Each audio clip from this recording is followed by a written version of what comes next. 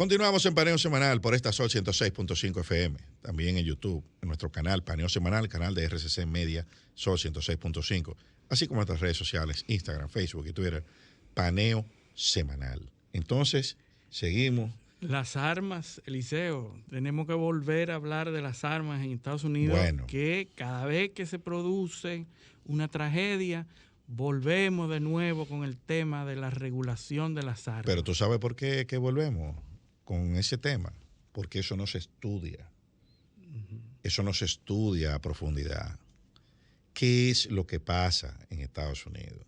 Solamente se habla de que existe la segunda enmienda, pero nadie habla de cifras, de estudios científicos. Entonces, yo quiero que esto lo veamos desde, o sea, tratar de verlo con una visión integral.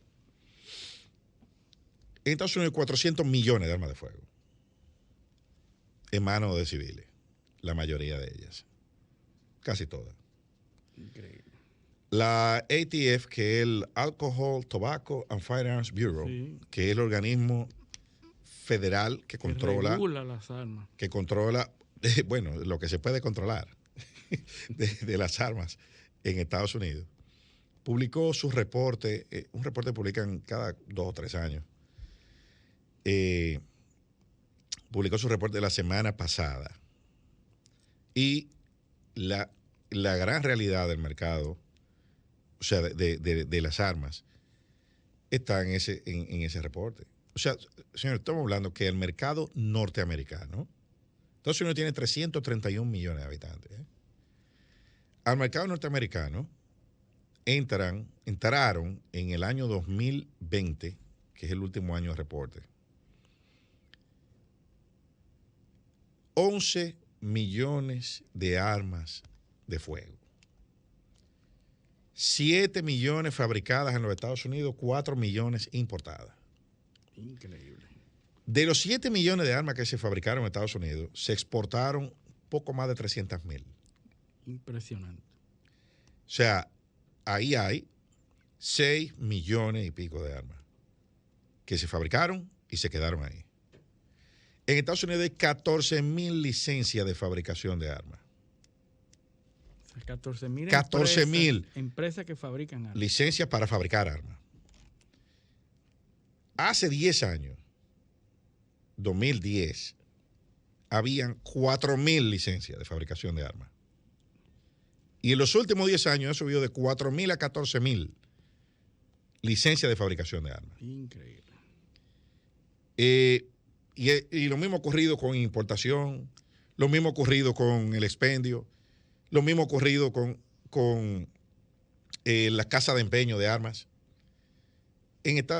Todas esas licencias sumadas de armas convencionales, dispositivos de destrucción, que son bombas, granadas, todo eso. Derechos militares. Todo eso, todas las licencias sumadas, importación, comercialización, suman 130,000 licencias. 130,000 licencias para fabricar, distribuir, vender, empeñar y comercializar armas de fuego, de alguna forma. ¿Tú sabes cuántos McDonald's hay en Estados Unidos? Por decir una marca, que uno lo ve en toda la esquina en Estados Unidos. Hay 25,000. Increíble. Tiendas de armas, de dealer, licencia de dealer en Estados Unidos, hay 52,000 ahora mismo. Así que hay más dealers de armas que claro, McDonald's. Claro, y que Burger King, juntos. Increíble. Tú sumas McDonald's y Burger King y hay más dealers de armas. Pero si tú le sumas las casas de empeño, que son 14,000. Que también pueden vender. Que pueden vender, entonces tú te metes en 66,000 negocios de eso. Sin entonces, tomar en cuenta las ferias también que se hacen, que es venta de un... Espérate, que esa estadística que yo te estoy dando son las de la ATF. Son las que están bajo control federal. Porque recuerda que en Estados Unidos los estados son los que tienen la potestad regulatoria de de muchísimos temas de sus habitantes. Esos son los registros federales. O sea que si yo compré una arma y me metieron en la base de datos federal criminal de esa arma, esa venta está registrada ahí. Pero si yo te la vendí a ti, esa venta no está registrada en ningún lado. Sí. Porque no hay obligación de registrarla. Para eso son las ferias en donde terceros venden a otros. Claro, y hay estados donde no hay necesidad de registrar esa segunda venta, nada más la primera. Sí. O sea, estamos hablando de que Texas y Florida y sorprendentemente California son los 3 estados más armados de Estados Unidos. Increíble. Yo pensaría que California no, porque cualquiera tiene una tradición. La Florida, donde nos gusta mucho ir a los dominicanos. Sí. La Florida es un polvorín. Sí. Le está ganando a Texas. No, lo de Texas hay una. Lo de Texas. En Texas, en los primeros 5 meses del año 2021, se registraron 1 millón de armas. ¿Viste? 1 millón de armas. Casi el 10% de las armas que se comercializaron en el año 2021, en los primeros 5 meses, estaban registradas en Texas. Increíble. Y en Florida, ¿tú sabes cuántas? Más de 500,000. Entonces, cuando los números que hay ahí, las importaciones de armas de fuego. ¿Tú sabes quiénes son los 3 principales suplidores de armas de fuego de Estados Unidos? Turquía, Austria, y ¿tú sabes quién es el tercero? Brasil. Que de los 4 millones de armas que importó Estados Unidos en el 2021, suplió más de 1 millón. Increíble. Brasil, El 60% de las armas que se comercializan en Estados Unidos son pistolas. Sí, handguns. Son pistolas, hay 14,000 fabricantes, te dije, ¿verdad? De esos 14,000 fabricantes, 10 fabricantes suplen el 85% de las armas que se venden en Estados Unidos. Wow. Smith & Wesson es el principal. ¿Entiendes? Entonces, eso es un lobbying demasiado fuerte en Estados Unidos. No es verdad que eso lo van a manejar con discursos coyunturales. Tú puedes saber que Biden en campaña dijo que de las primeras legislaciones no hay forma que iba a hacer cuando ganara las elecciones, en los primeros meses el control de las armas era su principal. No lo ha hecho. Dígale que digo yo aquí que eso es mentira. A Biden. Ya no lo hizo, porque ya Biden tiene todo ese tiempo. No, que no va a poder hacerlo. No va a poder hacerlo. Eso, mira, hay una enmienda, después se convirtió en legislación, la enmienda Dickey en Estados Unidos. Y ahí es que vengo con la idea que iniciamos esta disquisición sobre las armas. ¿Por qué es que eso sucede? Porque no se estudia el fenómeno. ¿Y por qué no se estudia? Porque hay una prohibición. Todos los financiamientos de estudios relacionados con armas de fuego en Estados Unidos son de partes interesadas. Sí. O la NRA por un lado, o los antiarmas por otro. ¿Entiendes? O sea, tú no tienes información científica. No, la mayoría de los estudios lo financia el Estado. No. Pero cuando el Estado no lo puede financiar, los estudios son bias. Es el problema, que el financiamiento está bloqueado porque hay una enmienda. Los fondos federales no se pueden utilizar. Exacto. Tú no puedes obtener investigaciones imparciales porque no hay gobierno que la financie. Dices, bueno, pero puede ser una universidad, la de Harvard, o por decir una, o el MIT, sí, claro, y el board de esa universidad, ¿quiénes son? Sí. Los financiadores. El conservador. Claro, no, eso, Empresas que hacen lobbying. Y dice, no, espérese, usted va a hacer un estudio de eso. No, yo le voy a dar $10 millones, una donación. Ahí mismo se fue el estudio, tú sabes dónde, ¿verdad? Sí. Entonces no hay data.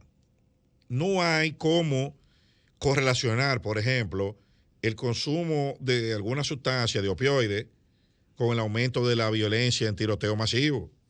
¿Por qué? Porque no hay información. No hay ningún estudio que pueda correlacionar eso, que no se ha hecho por una parte interesada. Entonces, lo que no se estudia, no se entiende y no se soluciona. Muy difícil. Por ejemplo, los récords psiquiátricos, los récords mentales de los autores de tiroteo masivo, ¿dónde están? ¿Por qué no dicen, no, ese señor tenía esquizofrenia, tenía trastorno obsesivo compulsivo, tenía síndrome de tal cosa? No se puede decir ni la sustancia que consumían. No. Porque si están siendo tratados médicamente, esa información no puede salir. Claro que no sale. No sale y eso porque eso está protegido. ¿Pero por qué está protegido el trastorno?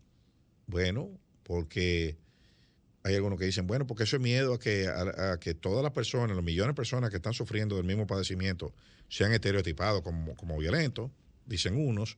Otros dicen, no, porque es que si decimos lo que tiene, tenemos que decir con qué lo estamos tratando. Y si decimos con qué lo estamos tratando, podemos afectar a una farmacéutica que produce medicina para tratar a los otros millones de personas que padecen de eso. Y entonces, las demandas y todo. Exacto. En medio de esa discusión, estamos totalmente en la oscuridad. No sabemos qué motiva a un individuo a hacer esto.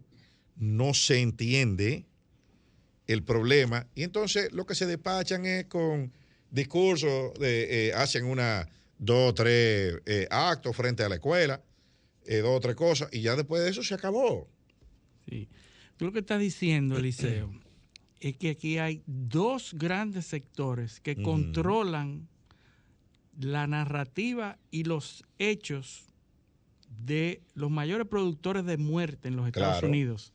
Los productores de armas de fuego y los productores de farmacéuticos, de drogas. Bueno, es que son 2 grandes sectores y ambos tienen tanto poder como para impedir que se hagan investigaciones y estudios acerca de cada uno de sus productos. Pero ¿cuándo empieza la epidemia de opioides en Estados Unidos? Empieza alrededor del 2014. Es que se dispara el consumo. Que tú lo estás diciendo fácil, pero hay una epidemia. Está ya el año determinada. Pasado tenemos 2 años con más de 100,000 muertos de sobredosis. 100,000, así es. De opioides. Bueno, para que ustedes tengan una idea, en la guerra de Ucrania y Rusia, entre civiles y militares han muerto 25,000 personas. Entre militares y civiles. Yo tuve un dato más escalofriante. Pues muertes por opioides van 100,000. Yo tuve un dato más escalofriante que ese. 100,000 a 25. ¿Cuál es el conflicto de los últimos conflictos del siglo XX donde más norteamericanos han muerto en guerra? Bueno, Vietnam. Del último tramo del siglo XX, pues, sin contar la Segunda Guerra Mundial. Vietnam, ¿verdad? ¿Tú sabes cuántos americanos murieron en 14 años de guerra en Vietnam? 58,000. ¿Tú sabes cuántos se murieron de sobredosis de opioides el año pasado? 100,000. Correcto. Y el antepasado, 100,000 más. Sí, que están matando más que las guerras. Por supuesto. Pero eso solamente por consumo de opioides. Sobredosis de opioides. Pero vamos este dato, eso comenzó en el 2014, ¿verdad? El 2014 murieron 12,418 personas según Gun Violence Archive, un sitio. Sí. 12,418 personas en 2014. En 2019, donde con el país cerrado, una parte del tiempo, murieron, ¿tú sabes cuánto? 19,411 personas. El incremento es de más de un 50%. Desde que empieza la pandemia de opioides, mira cómo se disparan los muertos. Sí. Por arma. Bueno, que no está correlacionado, ojalá. Sí, pero científicamente, pero no hay un estudio. No hay un estudio. Yo estoy viendo 2 números. Uno que sube, y los 2 suben. Sí, porque lo que dijimos la semana pasada con respecto a ese tema es que si hay muchas armas, los eventos que se producen alrededor de las armas y las muertes pudieran ser en cualquier sitio. Ahora, son escuelas, son hospitales. Es un patrón. Ahí hay un problema de mentalidad, un problema de problema mental. ¿Tú sabes cuánta gente se suicida? Y recomiendo a los que les gusten estos temas.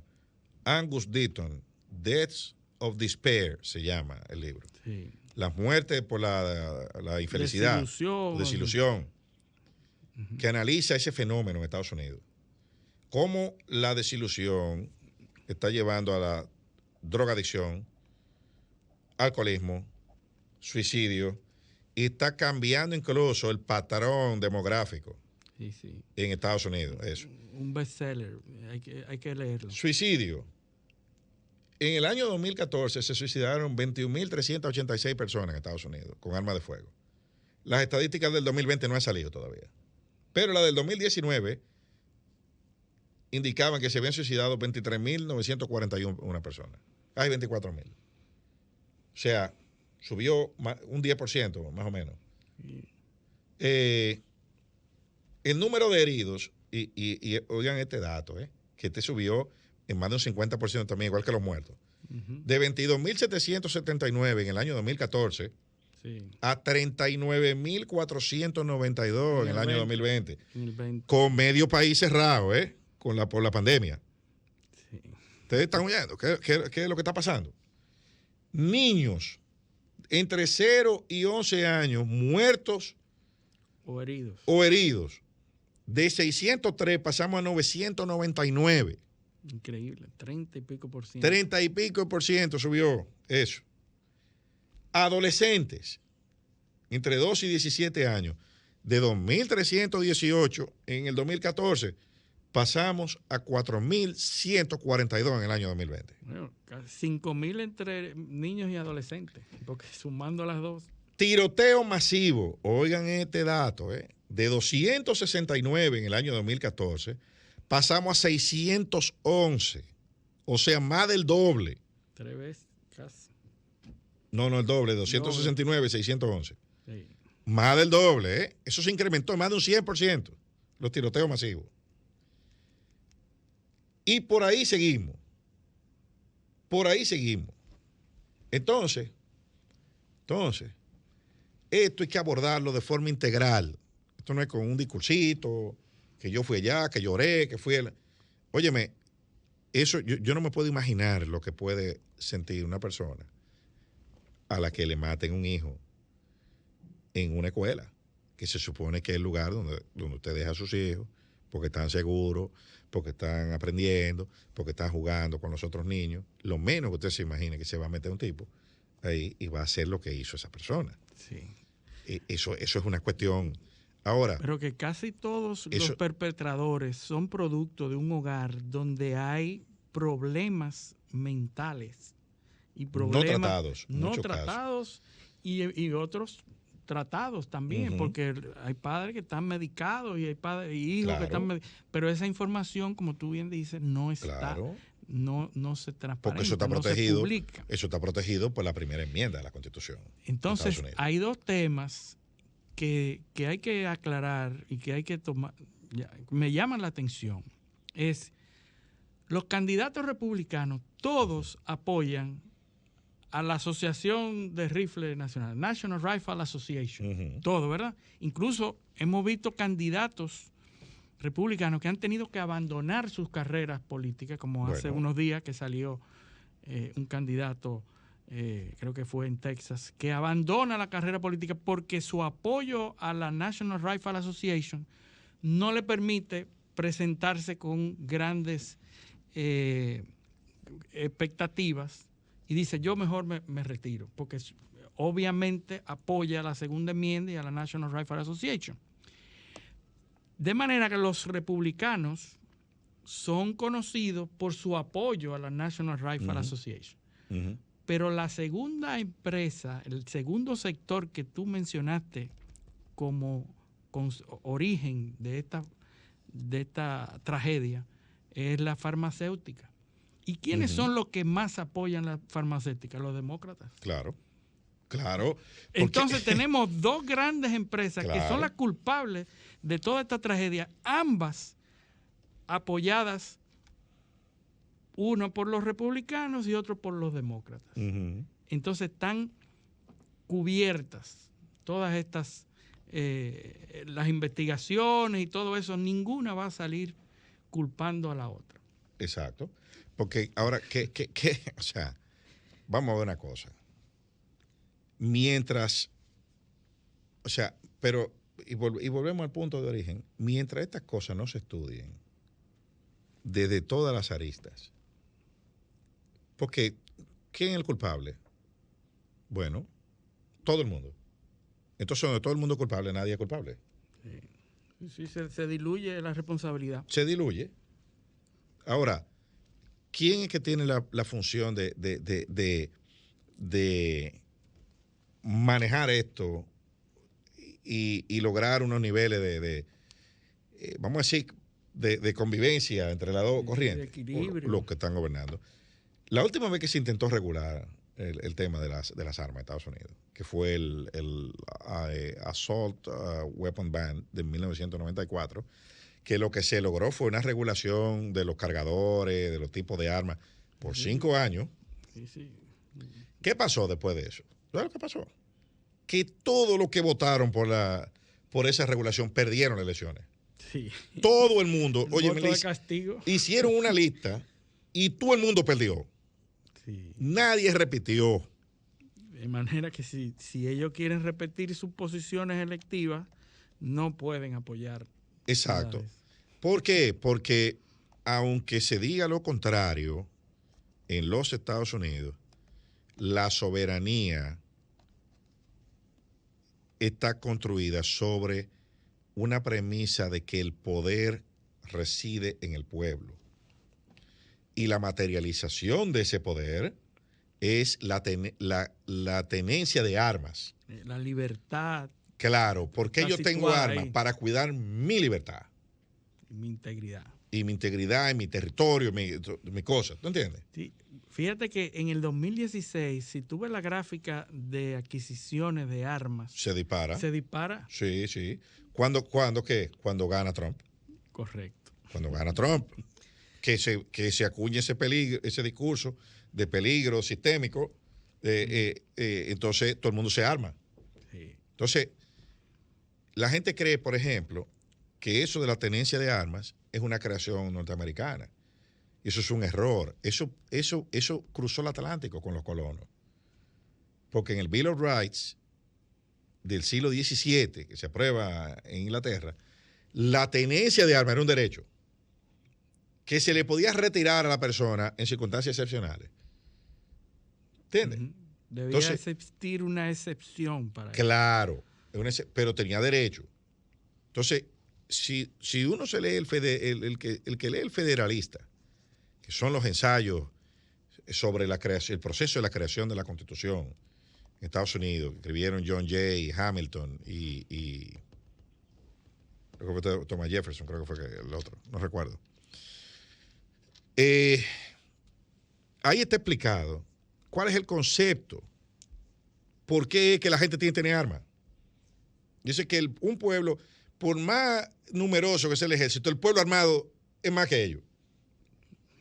Sí. Y el pueblo tiene que estar armado por si el gobernante se sale de los parámetros para poder hacer el contrapeso. Sí.